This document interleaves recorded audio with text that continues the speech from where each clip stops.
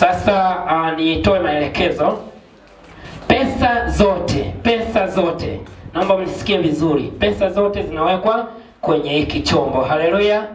Naomba nionyeshe mfano wa namna ambavyo tutatoa zawadi. Ukirusha hapa pesa hapa chini, shida itakayoweza kukupata mimi simo. Watu wamekamatwa juzi kwa sababu tu ya kurusha fedha chini.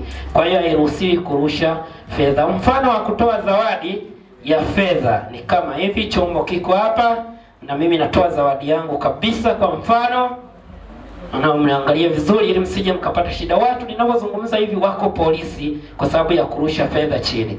Kwa hiyo fedha zitatolewa namna hii: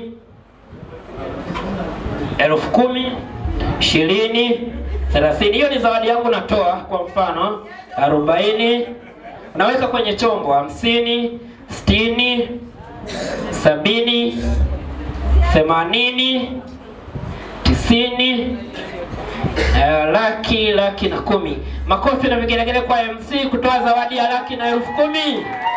Haleluya. Hiyo ni zawadi ya MC kwa maharusi wetu wa leo, lakini ulikuwa ni mfano. Mfano sio kitu halisia. Bwana Yesu asifiwe. Haleluya. Huo ulikuwa ni mfano. Kwa hiyo naomba watu wote tutatoa zawadi. Na kwa kuanza nitaanza na familia upande wa bibi harusi. Wote kwa ujumla watakuja hapa kwa ajili ya kutoa zawadi. Fedha zote zitawekwa humu, lakini zile zawadi za vitu writers wawili watakuwepo hapa kwa ajili ya kuzipokea. DJ, niletee sasa wazazi upande wa bibi harusi waweze kuja kwa